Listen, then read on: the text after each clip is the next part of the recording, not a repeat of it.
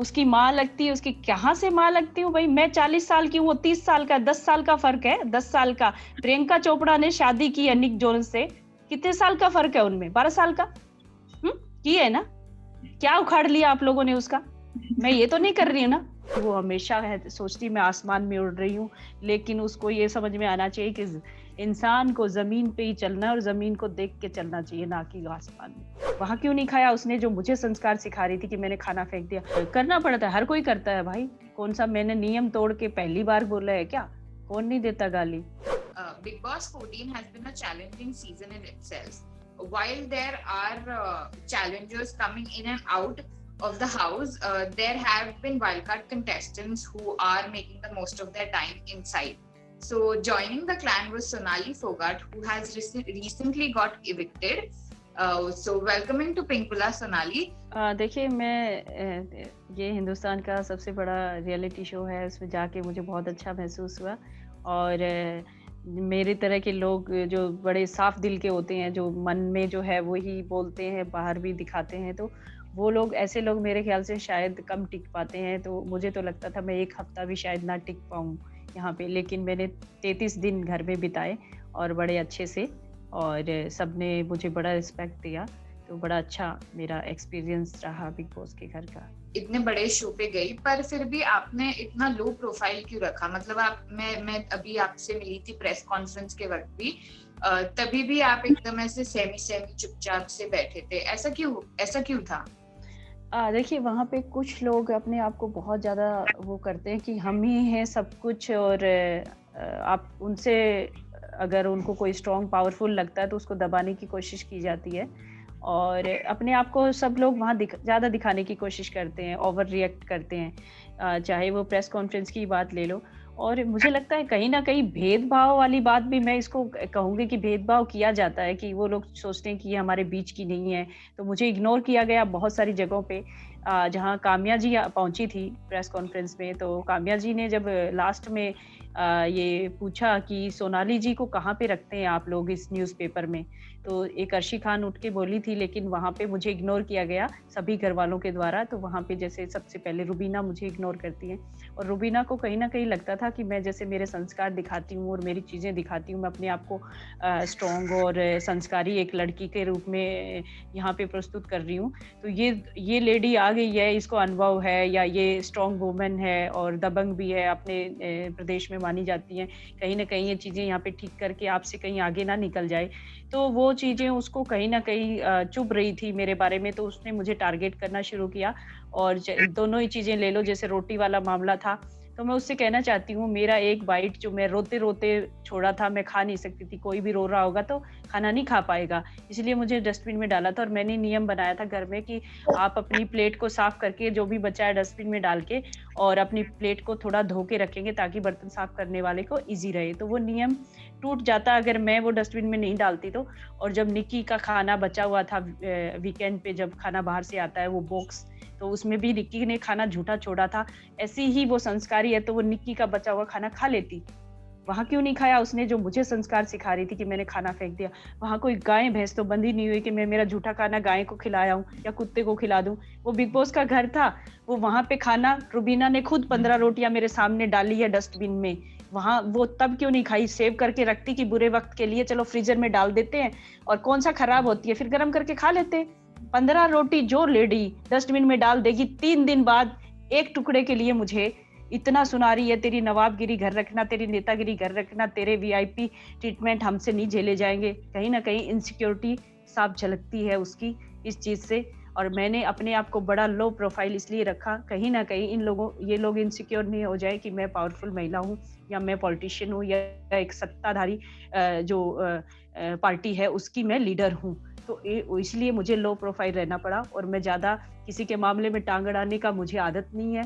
जो लोग बोल रहे हैं उनकी बात पहले वो बोलें और बाद में मुझे मौका मिले तभी मैं बोलूँ। मेरा हमेशा से सिद्धांत रहा है कि मैं जब बोलूँ तो मुझे मौका मिले तभी मैं बोलूँ।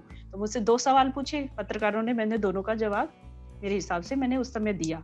और आपने देखा होगा कि हर किसी के मामले में जब कोई बोलता है तो रुबीना बीच में टपकती है, लेकिन उसका जब बोलने का वक़्त आता है और कोई बोल पड़ता है तो तब उसकी उँगली ऐसे चलती है, नहीं, पहले मैं बोलूंगी, किसी को बोलने नहीं दूंगी। तो ये उसका घमंड साफ दिखता है, और वो किसी को अपने से बड़ा नहीं समझ सकती, अपने से बड़ा बर्दाश्त नहीं कर सकती। वो हमेशा सोचती मैं आसमान में उड़ रही हूँ, लेकिन उसको ये समझ में आना चाहिए कि इंसान को जमीन पे ही चलना है और जमीन को देख के चलना चाहिए, ना कि आसमान में। जैसे कि अभी रुबीना की बात हुई, तो आपका और उनका जो अनबन हुआ था उसमें काफी आपका लैंग्वेज वगैरह शायद रॉन्ग आ गया था या जो भी था, तो आपको उसके बारे में क्या कहना है? उसके बारे में ये कहना चाहती हूँ कि जहाँ निक्की उसकी चापलूसी करती नजर आती है, तो उसमें अगर निक्की कुछ गलत बोले किसी को, घटिया औरत, बेवकूफ औरत, ये वो, तब तो वो कुछ नहीं कहेगी, टोकेगी नहीं उसको। और जब मैं कहूंगी कि मेरा नाम किसने फाड़ा, वो हरामजादा है, मैंने उसको बोला। मैंने ना रुबीना को कहा, ना निक्की को, ना मैंने अभिनव को कहा। मैंने किसी को नहीं कहा, मैंने किसी का नाम नहीं लिया। मैं बार बार इसी चीज को दोहरा रही हूँ। मेरा ये तरीका था भाई निकालने का, कि जो कायर है, जो मेरे पीठ पीछे मेरे चीजें तोड़ रहा है, खराब कर रहा है, वो निकल के आए ना बाहर, फिर मैं उससे आमने सामने लड़ती और देखती, मैं उसको बताती, वो मेरे सामने टिक पाता क्या। लेकिन उसकी हिम्मत नहीं थी। निक्की ने वो काम किया था, उसकी हिम्मत नहीं थी। लेकिन उसके जब उसको उसका फेवर करने वाली जो रुबीना है, रुबीना को वो फेवर करती है, इसलिए रुबीना को मिर्ची लगी और वो खड़ी हुई। इसलिए आपको लग रहा है आपने उनसे निकलवाने के लिए ये शब्दों का उपयोग किया? बिल्कुल किया। और देखिए, हाँ, जब आप ऐसे शो में जाते हैं तो कोई वहां फूल तो बरसाता नहीं, जब लड़ते हैं तो ऐसी चीजें होती है, और करना पड़ता है, हर कोई करता है भाई। कौन सा मैंने नियम तोड़ के पहली बार बोला है क्या? कौन नहीं देता गाली? वहां पे कितने सारे ऐसे सदस्य घर में आए हैं, कितनी सारी लोगों ने क्या क्या, वहां जब शाम को बैठते थे कितनी गंदी गंदी गालियों से मतलब बातचीत करते हैं वो लोग। मैं वो तो नहीं करती, वो बहुत गंदी गालियां दी जाती हैं जो हम लोग कभी नहीं सुनते अपनी रेगुलर लाइफ में। लेकिन मैंने जब बोला ये तो, जब हम किसी से झगड़ा वगैरह होता है तो यही करते हैं ना, हम उसको मार काट तो नहीं देते। और अभिनव जी ने साफ साफ बोला है राहुल को, तुझे बाहर देख लूंगा, तुझे मार के रहूंगा। तो तब वो कहाँ जाती है रुबीना जी, उसके सिद्धांत कहाँ जाते हैं? अपने पति को समझाए ना। अभी जैसे एक तरफ झगड़े की बात है तो एक तरफ प्यार की भी बात है, और आपका और अली का जो इक्वेशन था उनको जैसे लोगों ने काफी पसंद किया और मीडिया में भी काफी छा गया, तो आपको इसके बारे में क्या कहना है? देखिए, मैं सलमान जी को भी बहुत पसंद करती हूँ। सलमान खान, धर्मेंद्र मेरे फेवरेट हैं, और उनको देखने के लिए हम जाते हैं किसी भी हद तक।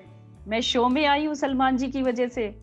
अरे कौन सा बड़ा गुनाह है किसी को पसंद करना जो हमें अच्छा लगता है? तो सलमान जी की फिल्में, उनके डायलॉग, उनकी हंसी, उनका मजाकिया अंदाज मुझे बहुत पसंद है, बहुत अच्छे लगते हैं मुझे। और शो में मैं 1 महीना घर में हूँ, और मुझे कोई मुझे मेरी परवाह कर रहा है, मुझे कह रहा है अरे आप बड़ी खूबसूरत दिखती हैं, ये है वो, उसने मुझे तारीफ की, मेरी आंखों में देखो, ये वो किया, मुझे अच्छा लगा भी उसका स्टाइल मुझे अच्छा लगा, मैंने कह दिया मुझे अच्छा लगता है वो, मुझे उसको देखना अच्छा लगता है, वो बहुत अच्छा दिखता है, उसकी अच्छी पर्सनैलिटी है, उसमें क्या बुराई है? हम कौन से जमाने में जी रहे हैं? मैंने ये तो नहीं कहा मैं उससे शादी करने वाली हूँ या मैं उससे प्यार कर रही हूँ, मैंने ये तो नहीं कहा। उसमें बुरा क्या है? अरे आप करें तो सब ठीक है, और दूसरा कोई, मैं पॉलिटिशियन हूँ इसीलिए मुझ पे ये उंगलियां उठाई जा रही हैं, मैं नेता हूँ इसलिए, और कि उसकी माँ लगती है, उसकी कहाँ से माँ लगती हूँ भाई? मैं 40 साल की हूँ, वो 30 साल का, 10 साल का फर्क है, 10 साल का। प्रियंका चोपड़ा ने शादी की है निक जोनस से, कितने साल का फर्क है उनमें? 12 साल का की है ना? क्या उखाड़ लिया आप लोगों ने उसका? मैं ये तो नहीं कर रही हूँ ना। सुष्मिता सेन के बॉयफ्रेंड जो है काफी उम्र में छोटे हैं उनसे, उखाड़ लो ना सुष्मिता सेन का कुछ जाके। बड़े आए मेरे से सवाल करने वाले, मैं तो पसंद ही कर रही हूँ भाई, मेरी कुछ सीमाएं हैं, मैंने पहले ही बता दिया था, मेरी सीमाएं हैं, इससे मैं आगे नहीं बढ़ूंगी। क्योंकि मेरा परिवार है, मेरे संस्कार जो मुझे मिले हैं, कि मैंने एक इंसान से शादी की जो 20 साल का मेरा और उनका साथ रहा, बहुत ही अच्छा मेरा, मतलब जितना प्यार उस इंसान ने दिया कि मेरे को मुझे लगता है कई जन्मों का प्यार मैंने उनसे पा लिया। मुझे जरूरत ही नहीं है जरूरत, मैं उनकी यादों के सहारे अपना जीवन बिता सकती हूँ। लेकिन कोई अगर मुझे अच्छा लगता है, उस पर क्या रोक है? क्यों रोकूं भाई? मुझे खुशी मिल रही है, अपनी खुशियों पे मैं क्यों रोक लगाऊं? मुझे खुश होने का अधिकार है। मैं राजनेता हूं तो इसका मतलब ये बंदिशों में थोड़ी ना रहूंगी। जैसे अभी आप घर पे आपका 33 डेज का जो रहना का था, उसमें आपको ऐसा क्या कौन लगता है कि सबसे स्ट्रॉन्ग कौन है जो विजेता बन सकता है? राहुल वैद्य को मैं कहना चाहूँगी कि राहुल सबसे स्ट्रॉन्ग मुझे नज़र आता है, क्योंकि उसमें पहले जब मैं शो में गई नहीं थी तब मुझे रुबीना जी भी नज़र आ रही थी, 2 लोग ज़्यादा मुझे स्ट्रॉन्ग नज़र आ रहे थे। एजाज भी काफ़ी स्ट्रॉन्ग है, तो रुबीना जी में शातिर दिमाग ज़्यादा है, तो वो शातिरपन से आगे निकल भी सकती हैं, लेकिन अगर दर्शकों को दिख गया जो मैंने शो में जाके देखा, तो दर्शक कभी पसंद नहीं करेंगे इस बात को। राहुल का साफ-साफ नज़र आता है, जो मैंने इन 33 डेज में जो अनुभव किया चीज़ों को, कि राहुल का जो है बड़ा साफ तरीके से चलता है, और रुबीना जी चीज़ों को घुमाती हैं, मोड़ती हैं, सिद्धांतों की दुहाई देती हैं, संस्कारों की दुहाई देती हैं, जो मतलब अगर उनको 2 वीकेंड पे बड़ा सुनना पड़ा सलमान जी से अपनी कमियों की वजह से और अपने गुरूर और घमंड की वजह से, तो वो रोई काफ़ी, और बिग बॉस से जाके उन्होंने गुहार भी लगाई कि मुझे शो छोड़ के जाना है। शायद उन्होंने ऐसा कहा होगा, इसलिए उनको अभी कोई नहीं सुना रहा, और सिर्फ उनकी सुनी जा रही है और उसको आगे बढ़ाया जा रहा है, मुझे ऐसे लगता है। आपको आगे के लिए बहुत बहुत शुभकामनाएं। थैंक यू हमसे बात करने के लिए।